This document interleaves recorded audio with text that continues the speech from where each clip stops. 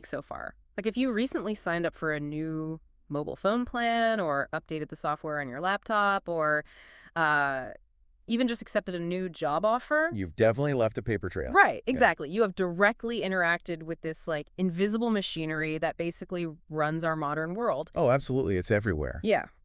So today, we are dismantling that machinery. Welcome to the Biz English Channel, by the way. It's the YouTube channel podcast where we decode the language of business. Glad to be here for this one. And hey, before we get going, make sure to hit that subscribe button, leave a like on the video, and drop your opinions in the comment section below. It really helps the channel out. Definitely. So getting back to it, today we're looking at the foundational DNA of commerce, which is contracts. Mm-hmm. The secret language of agreements. Exactly. We are going to map out the essential vocabulary of contract law, but, you know, we aren't just reading from a legal dictionary here. No, that would be incredibly boring. Right. We're going to explore exactly how deals are made in the real world, like the psychological and economic mechanisms that actually make them legally binding. And, of course, the spectacular fallout when they inevitably shatter. Because they do shatter. Oh, they always do. But it really is this invisible architecture, isn't it? It truly is. I mean, we walk through it every single day without even noticing. But understanding the vocabulary of that architecture, it's not just about, sounding smart in a corporate boardroom. Right.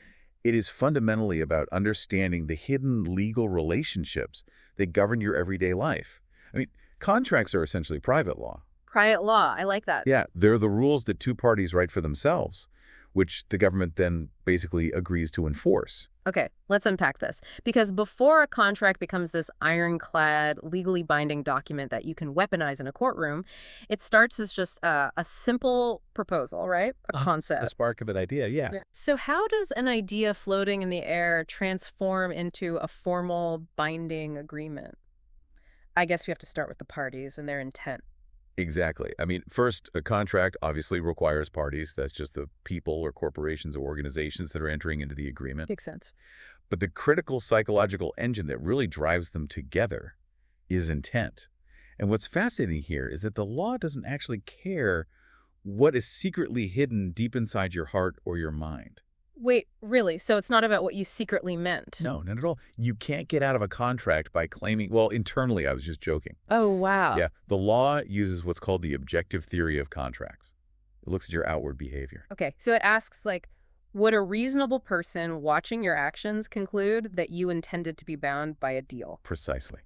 It's all about verifiable desire to make a contract. So if a CEO is at a bar and jokingly scribbles an agreement to sell their multi-million-dollar company on, like, a cocktail napkin, but they sign it, they shake hands, and they literally hand over the keys to the building, the court might look at that outward behavior and say, well, looks like intent to me. They absolutely would. In fact, there is a very famous mid-century case exactly like that. Wait, really? On a napkin? Well, a restaurant receipt. A farm was sold on a restaurant receipt. The seller claimed he was intoxicated and, just joking around. Oh, naturally. Right, but the court ruled that his outward actions demonstrated clear intent. The parties must purposefully act like they want to be bound.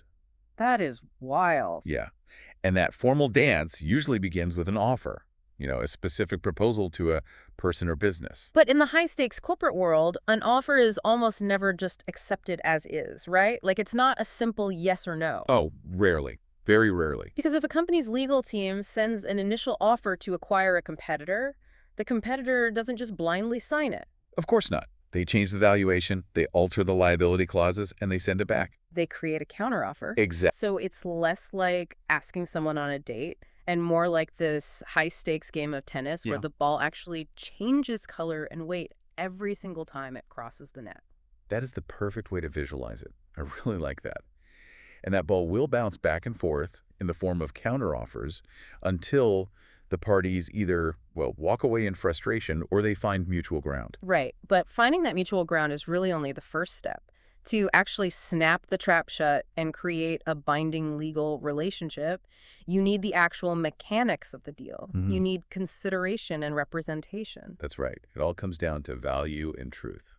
Well, wait, before we get into the nuts and bolts of consideration, I want to take a quick second to ask everyone watching, have you ever had to reject an offer or, negotiate a tricky counteroffer in your own life? Oh, that's a great question. Right. Pause the video right now and let us know your story in the comments section. We love reading those. And hey, if you're enjoying this breakdown, don't forget to subscribe to the channel. Yes, definitely subscribe. Okay, so let's get into consideration, because I actually have to push back here on how this word is used. Okay, go for it. In everyday English, showing consideration means like being polite or thoughtful. It's an emotional or social grace. But in contract law, the definition is completely stripped of emotion, right? It just means value. Yes, completely devoid of emotion. It's purely about value. If we connect this to the bigger picture of why the legal system even exists, courts are designed to grease the wheels of commerce. Right. They're built to protect economic engines. They are not designed to police personal morality or enforce mere promises of generosity. So every single contract must include something of value exchanged by both sides. Exactly. That exchanged value is consideration. Wait, so let me get this straight. If I promise to give my neighbor my car for absolutely free and we write it down, sign it, and have clear intent, Yep. if I just change my mind the next day, they can't sue me for breach of contract. They cannot. Because your neighbor didn't offer any consideration in return. In the eyes of the law, a one-sided promise isn't a contract at all. It is just a gift. And you can take back a gift. Exactly. The law generally won't force you to hand over a gift if you change your mind before you actually deliver it. Interesting. But if your neighbor pays you even $1 single for that car, the legal alchemy happens. Suddenly, value has flowed in both directions. Consideration exists. A $1 car. Because the court doesn't actually care if it's a fair deal. They just care that it is a deal. Right. They aren't going to step in and say, $1 is too cheap for a Honda Civic. We're voiding this. Exactly. This is historically known as the peppercorn rule from English common law. The peppercorn rule. Yeah, the consideration can be as small as a literal peppercorn, so long as it is a bargain for exchange. The courts do not want the burden of deciding what things are objectively worth. Because markets decide that. Precisely. The courts only verify that an exchange actually occurred. But alongside that exchange of consideration, the parties are also heavily relying on representations. Right, representations, which is basically a statement of fact made during the negotiations that induces the other party to sign the deal, right? It's the foundation of truth that the contract is built on. Like, if I'm buying a tech startup and the founders represent that they own the patents to all their software, that is a representation. And the absolute golden rule here is that those representations must be truthful and accurate at the time they are made. Right, because if it turns out that startup actually built their product on stolen open source code, their representation was totally false. Exactly. The entire foundation of the deal is rotten at that point. And the injured party can often unwind the contract entirely. Because they wouldn't have had the intent to buy the company if they had known the real facts. Correct. Which brings us to the ultimate moment, which is acceptance. Acceptance is that exact split second when both sides agree on the offer, the consideration is locked in, and the representations are verified. The invisible strings attach, and the contract is officially alive. Alive and kicking. And in the modern world, the mechanism of acceptance is evolving pretty rapidly. I mean, we're so used to formal signatures on dotted lines. Yeah, big stacks of paper. Right. But courts have recently ruled that sending a thumbs-up emoji in a text message in response to a business proposal constitutes formal legal acceptance. Wait, a pixelated yellow thumb? Are you serious? I am absolutely serious. A Canadian farmer was actually held to a massive contract for flax delivery because he texted a thumbs up to a buyer's offer. That is unbelievable. The court said, objectively, in modern communication, that emoji signals acceptance. The trap snapped shut. A multi-$1,000 deal finalized with an emoji. Incredible. Okay, so the strings are attached, the contract is legally binding, but life happens. It always does. Markets crash, supply chains break, people just get greedy. So what is the vocabulary we use when this carefully constructed legal architecture shatters? Well, when a deal breaks, the law categorizes the failure based on who or what is to blame. And the two most critical concepts you need to understand here are repudiation and frustration. Here's where it gets really interesting, because these two terms describe completely different realities of failure. They really do. Like, repudiation is what happens when one party simply does not fulfill its obligations under the contract. It's an active, deliberate failure. Yes.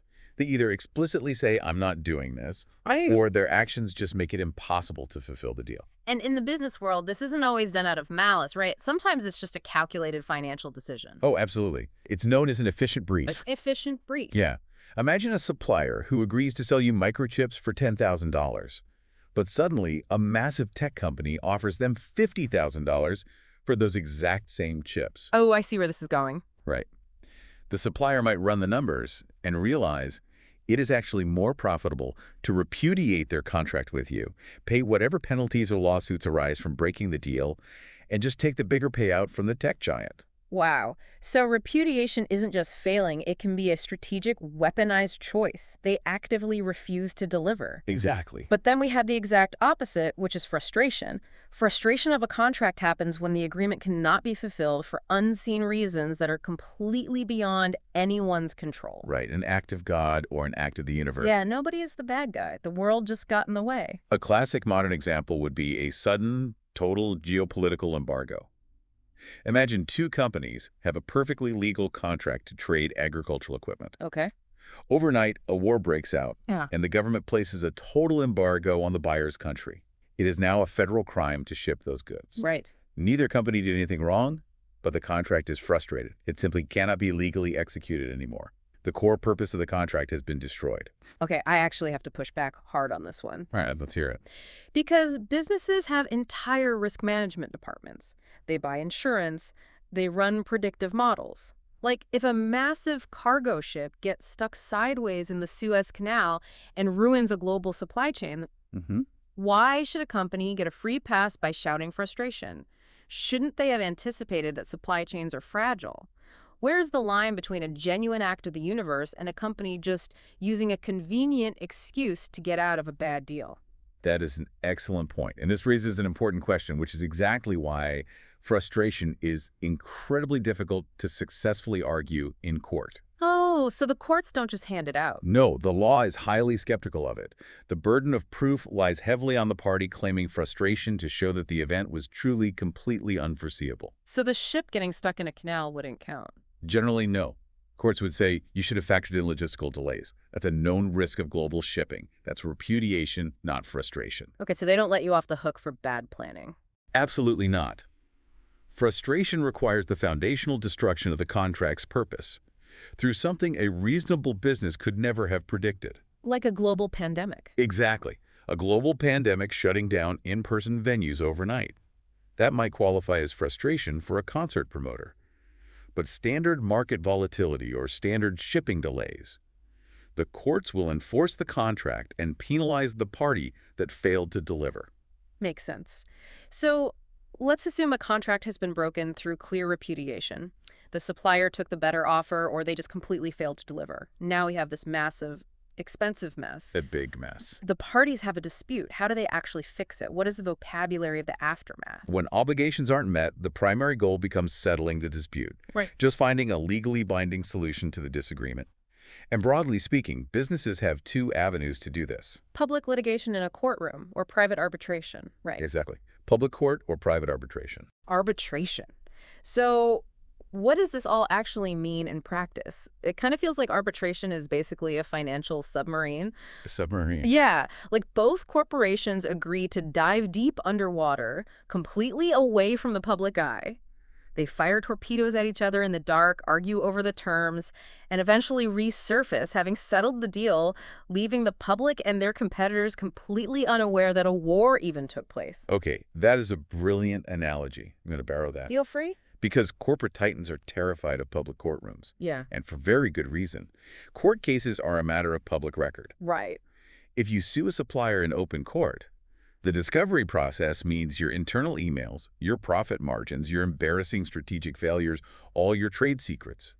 They might be aired out for all your competitors and the press to see. Nobody wants that. Exactly. Yeah. Arbitration allows the parties to hire a private, neutral third-party judge, the arbitrator, to hear the evidence and make a binding decision entirely behind closed doors. So it's the ultimate damage control. Precisely. But sometimes, I guess, the submarine springs a leak. Sometimes one party just refuses to arbitrate, or the original contract didn't even include an arbitration clause, and they are forced into actual public court. Contenders. And what the injured party is ultimately hunting for in that courtroom is our final concept today, which is damages. Yes, damages. If you can prove to a judge or a jury that the other party breached the contract through repudiation, the court will award damages. And it's crucial to understand how the law calculates these. It's not just a random number, right? No, contract law generally isn't interested in punishing the breacher out of anger. It isn't criminal law. Huh? Contract damages are designed to compensate the injured party, to put them in the exact financial position they would have been in if the contract had been successfully completed. Okay, so going back to our earlier example, if that supplier breached our contract for the $10,000 microchips, Right. and I had to scramble and buy them from someone else for $15,000 just to keep my factory running, the damages wouldn't be some random $1 million penalty. No, definitely not. The damages would likely just be the $5,000 difference. The court basically forces the supplier to make me whole. Precisely. They are compensatory damages. They bridge the gap between what was promised and the reality you were forced to deal with. That makes total sense. And this is exactly why the initial drafting of the contract, getting the intent, the consideration, and the representations crystal clear in the first place, is so incredibly vital. The tighter the initial architecture, the easier it is to calculate the damages if the building ultimately collapses. It really is this complete interconnected life cycle. It really is. Like, before a deal even exists, you need the intent of the parties. That intent takes the form of an offer, which navigates a whole maze of counteroffers. To make it legally binding, you must exchange consideration, that vital spark of value, and rely on truthful representations of fact. And then once you have acceptance, the invisible strings attach. But if someone actively breaks those strings, you face repudiation. If an unforeseeable act of the universe intervenes, you face frustration. Either way, you are plunged into a dispute, which you will fiercely try to settle through the private submarine of arbitration to avoid a public courtroom battle over compensatory damages. Every single concept feeds directly into the next. It's like the code that runs the economy. It literally is the source code of commerce. Yeah. And actually, I want to leave you with a final thought to mull over, returning to that crucial concept of consideration. Oh, I'm ready. Every single day, you are entering into micro contracts. Every time you click "I agree" to download a new piece of software or sign up for a new social media platform, you are locking yourself into a binding legal agreement. The dreaded terms of service that absolutely nobody actually reads. Exactly. But now that you know the vocabulary, ask yourself this. What consideration are you actually exchanging in those seemingly free user agreements? Oh. Because remember, the absolute rule. For a contract to be valid, value must flow in both directions. If you aren't paying a single cent to use a search engine or a social network, what immense value are they extracting from you to satisfy the legal requirement of consideration? Oh, wow. That is chilling.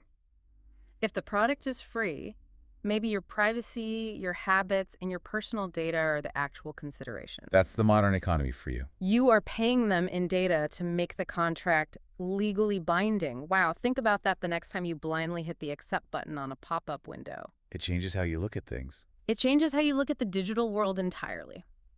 Well, that brings us to the end of our journey through the invisible machinery of contracts. It's been a fun one. It really has.